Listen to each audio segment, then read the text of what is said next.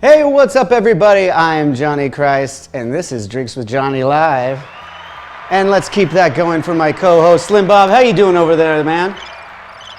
He doesn't have a lot to say, but he's gotten me through these difficult times. Thank you so much, Slim Bob. I love you. You're a little creepy, but you make me happy. Yeah, thanks for checking out the show, guys.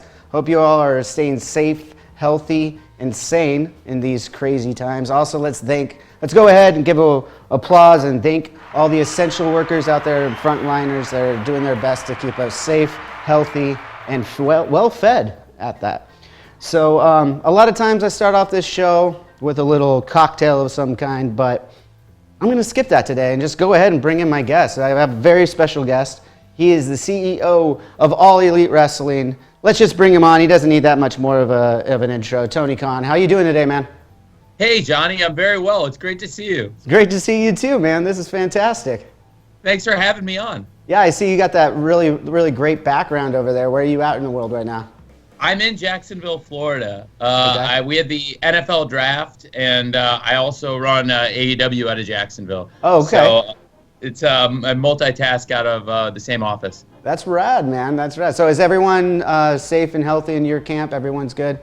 Yeah, thank you. Thank you for asking. Thankfully, everybody's doing very well. Family and staff, and everybody's doing really well. Thank you. That's fantastic. That's great to hear. That's great to hear. Thanks. So we talked very briefly on the phone yesterday, and then I was texting with a mutual friend of ours, Chris Jericho, and I found that you have an affinity for White Claw. Do you have White Claw on hand with you right now? I have a White Claw. I have a White Claw right here. You know, let me grab mine. Let me grab mine real quick.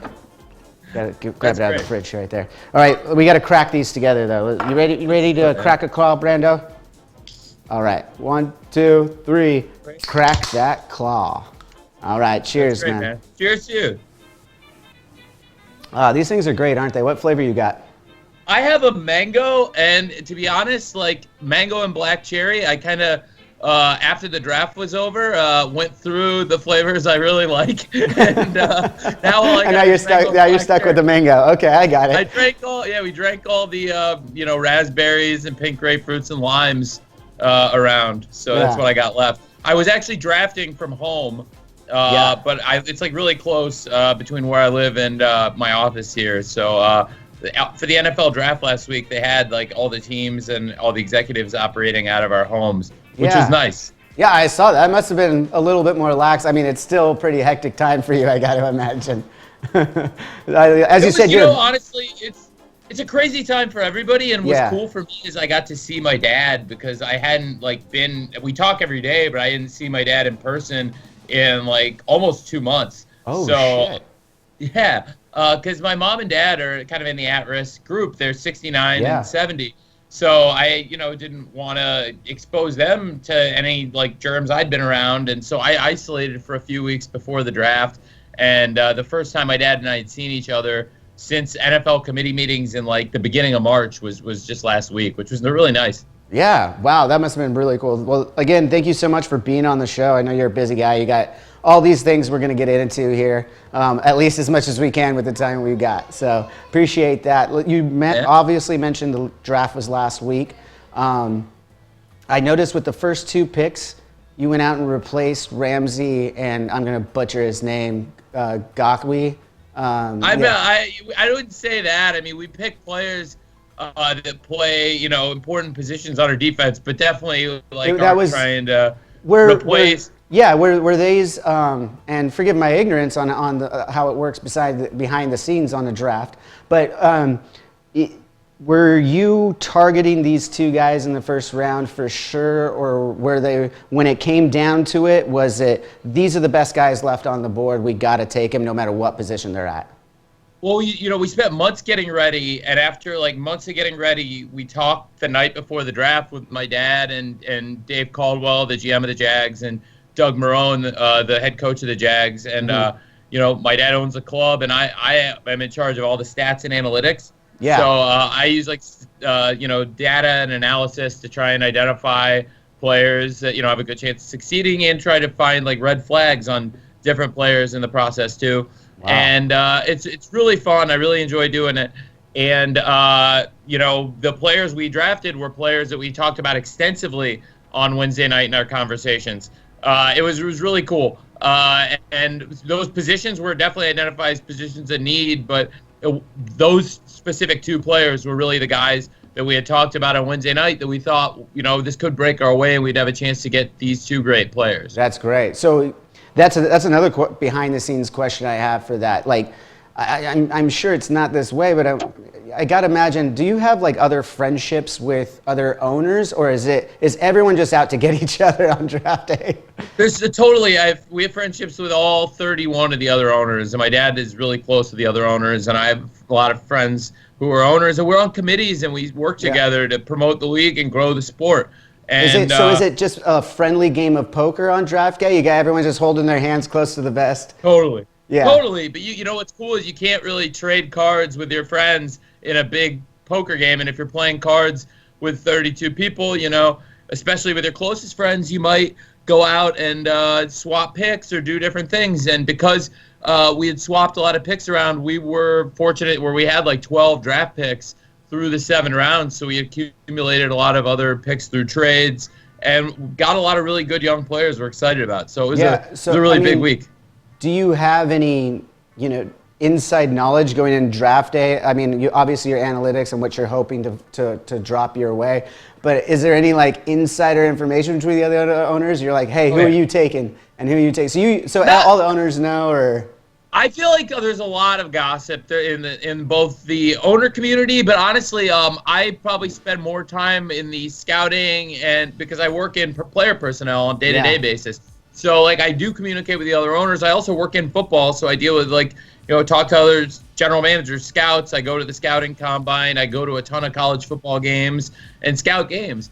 And a lot of times people are like, yeah, like, do you go to the games? I'm like, yeah, I work at the games. And, like, that makes sense. and I love it. And, but yeah, I also work on the football side. So, in terms of, like, being in there for, like, voting on rules or, going to, like I said, the scouting combines where we go to evaluate and interview players and go to the Senior Bowl to do that. So you would evaluate players this year with. Go ahead. Oh, sorry. The Corona, it was just like a huge emphasis on the scouting combine and the Senior Bowl this year because usually we go to schools and we interview people firsthand and work people out at their college, or you bring a certain amount of people every year to your facility, like you'd bring people to Jacksonville.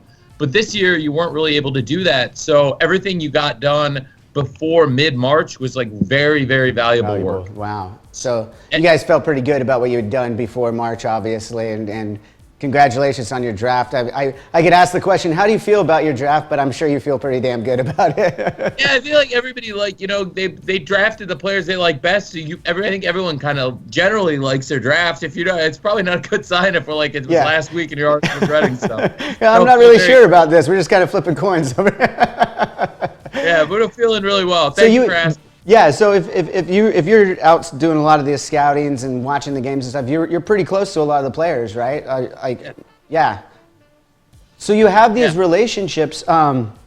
Forgive me, but when we go back to Gakwe there, I saw that you guys had a little bit of a Twitter beef going back and forth a minute ago. I haven't. I can't comment on that. He's great, and I have had a great relationship with him in the past, and I haven't seen him in person in a while, but I like him a lot as a person, and I like him a lot as a player, and I've always really gotten along with him very well. So hats off to him and in the rest of his career, and you guys are ready to move forward, and no harm, no foul.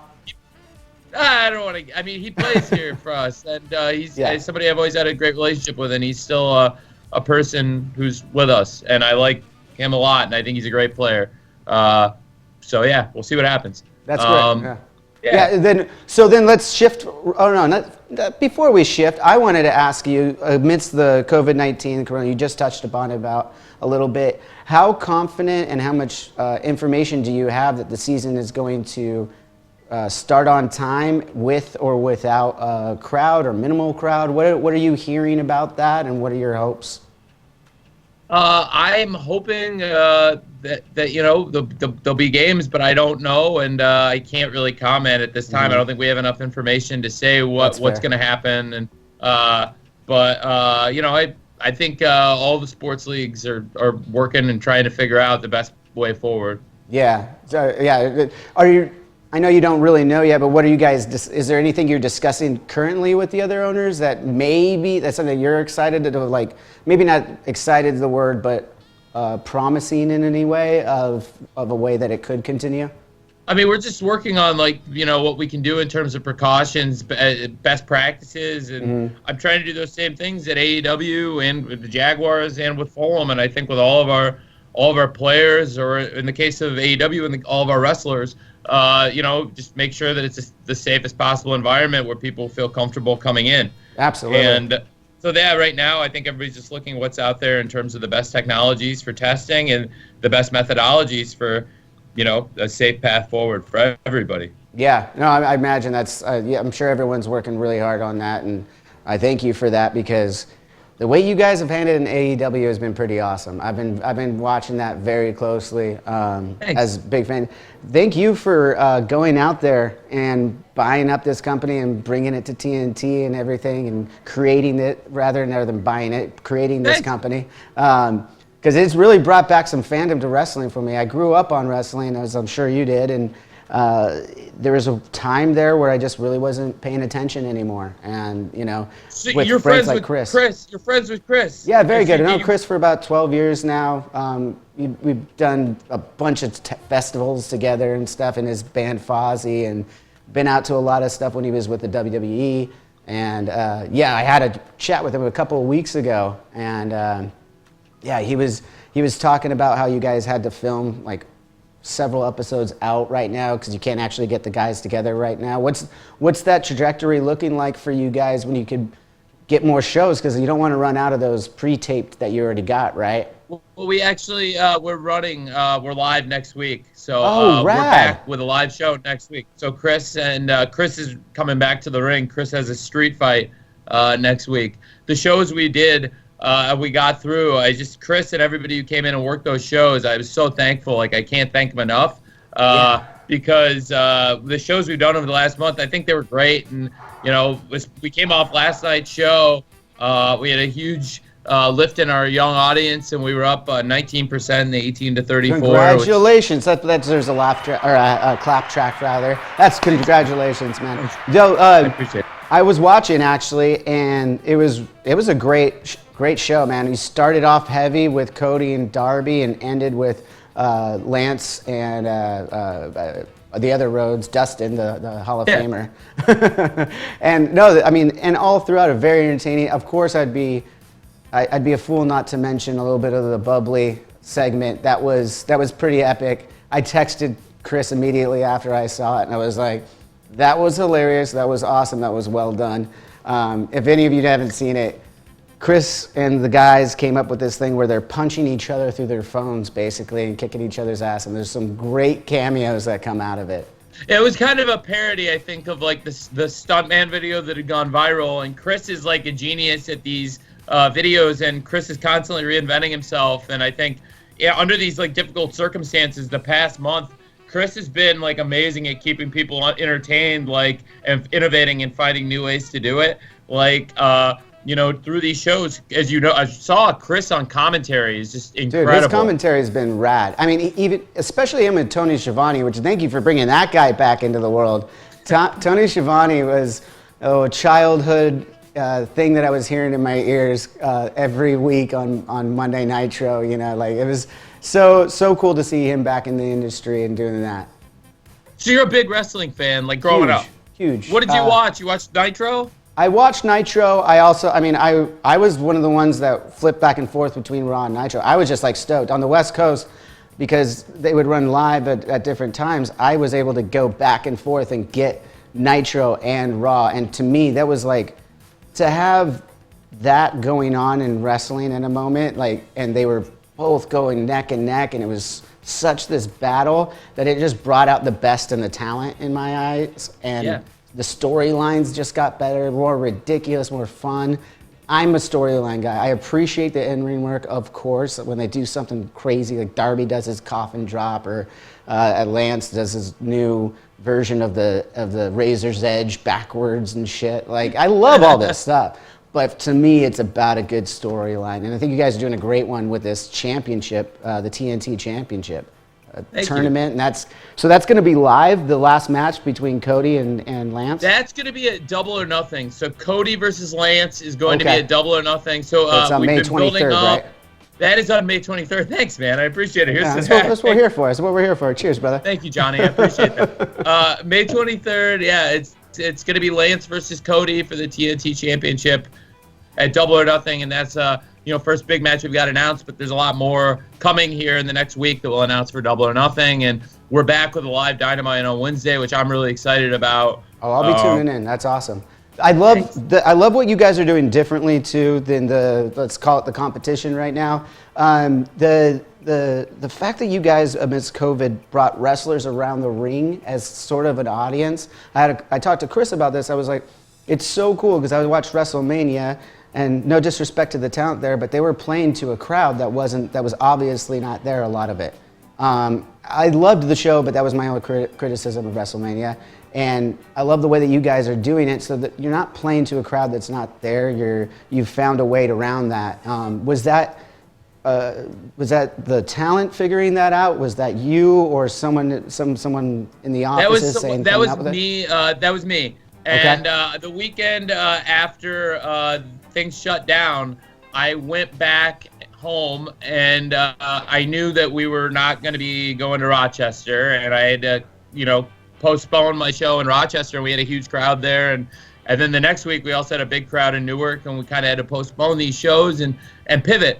And I was looking for a way to do this, and to be honest, I looked for inspiration outside of wrestling, and I looked at what other people had done in empty studios. I watched the shows that Dave Letterman had done during Hurricane Sandy, which were great shows, and they were very good with what he did, and he had no audience, but it wasn't that wasn't what I was looking for. And then I watched shows that people were doing during their early outbreak of COVID, and Jimmy Fallon was doing the show before he ended up moving to his house. He was still doing the show in the studio with the writers and the band as the audience, and that's where I got the idea, because I watched some of the other talk shows, and I was like, what's missing here is an audience, and Jimmy has an audience. One of my really close friends actually is one of his writers, and he was one of those people in there laughing at the jokes.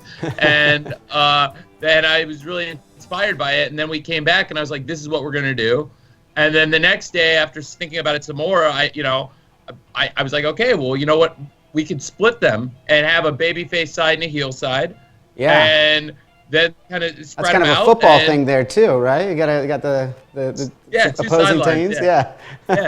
So it's like you got the two sidelines, exactly, and that was what I was going for with it. And then I texted, the guys, and I texted Cody and the Young Bucks and Kenny. I texted Chris and told them all that I had a great idea, and it's kind of how I want to do it, and that's what we ended up doing for the next show. Like you said, March 18th was the first show without fans, and that's when we came out with the wrestlers in the audience. And I'm really glad you enjoyed last night's show. I thought it was. I mean, they're all good. I'm not going to come on here and have you on my show and say, there's some not so ones. No, they're all good. But last night was exceptional in my eyes. I thought it was really building up to something exciting. I could see the curve in your writing and booking, as they call it, I guess, in there. So that's really cool.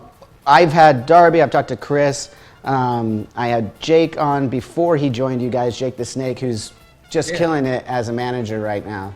It's really cool to see him get another opportunity after having such a turmoiled life, we'll call it.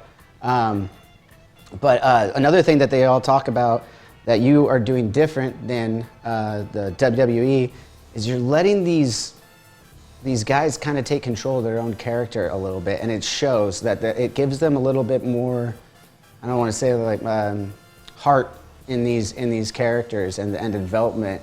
Well, there has to be an overall structure to it, but you don't want to write dialogue that's not believable for that person, which is why I would never hand somebody a piece of paper and say I want you to say all this stuff, because I can't speak for Darby. None of us can speak for Darby. And he's a good friend of mine now, but you can't speak for him. You don't know what's going on behind there a lot of the time. No, and that's the genius of Darby is a lot of the creative and those videos and vignettes. Darby puts these things together. like it needs an overall structure, and like you said, that's where the big picture booking comes in, and I really love doing that, and that's something I enjoy doing. And we have a great writing process, but I will say that like never do we write like 6 paragraphs and hand it to somebody and say like, here, I need you to memorize these 6 paragraphs. No, it's like, you need to know the important points, who you're wrestling, why you're wrestling them, why you might be upset, what day is the pay-per-view, when is a match, whatever you need to know. The overall arc. Yeah, exactly. Yeah. But you don't need to tell somebody every word. There might be like lines that you're like, now if you say this could get a lot of heat, this could be good. And we do that all the time. Yeah. But that's the genius of it. And like I think like I really believe, like you said, letting the wrestlers like showcase their personalities instead of like trying to like chain their personalities down. Yeah. It's like something that like makes the promos and all the talking segments and our stories feel more. Promos are my favorite. I mean, that's what sold me on wrestling as a kid, is the fucking promos. I mean, if you got a guy who can not only do it in the ring, but then gets in front of a camera and just says some awesome shit, you're gonna fall in love with that character. And I think what your guys' approach is, I'm seeing a lot of cooler promos than some of the other competition. Let's say, like there's the promos, as you pointed out, Darby's doing himself. He has a background in film school, so he's putting some real thought and production into these promos that, frankly, have never been seen before, and that goes back to you guys kind of lifting a little bit of the reins. So thank you for that as a fan. Thanks, man. We have some really, really creative people that put together great stuff all the time. Chris put the Bubbly Bunch together. He's a genius. Which is cool. Brought the people in. And we just put it together, and this gave him the time, and Chris used his 3 minutes very, very well these past few weeks, and also just throughout the show, Chris, like we were talking about, him and Shivani have been an amazing team. This coming week, Chris is going to get back in the ring because that's really important too. So Chris is going to be in a street fight. So it's Chris and Sammy Guevara, the Inner Circle, against Matt Hardy and Kenny Omega. Okay. In a street fight this week. That's going to be dope. Yeah, live street fight too. I can't wait to see that. It's going to be really fun on live TV. And then John Moxley's coming back. He's wrestling Kazarian, Frankie Kazarian from SCU, who's like, what a great wrestler, Frankie Kazarian. What a great career he's had. And those two have never wrestled. And, Frank's been a champion in AEW.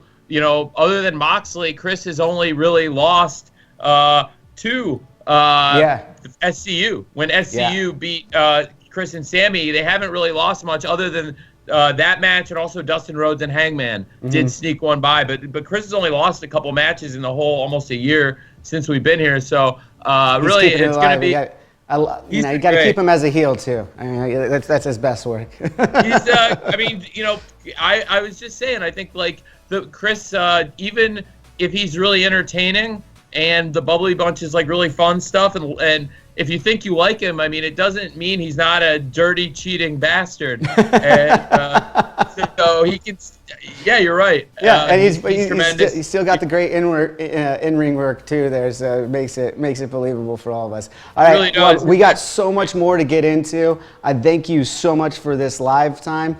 For everyone at home, I'm going to say goodbye to you for now. Make sure you subscribe and follow so you don't miss the rest of this conversation. I'm going to dive into a little bit more of Tony. That was just the facial shit. We're going to get some deeper shit. I want to know a little bit more about this guy and where he fucking came from. Let's get into that shit, okay? So, again, everybody, hit the subscribe button down right here. Follow us here. I don't know if he's actually, my director's sending shit out or not, but yeah, Drinks with Johnny on Instagram and Twitter, drinkswithjohnny.com. You know where to find us. As always, till next time. Cheers.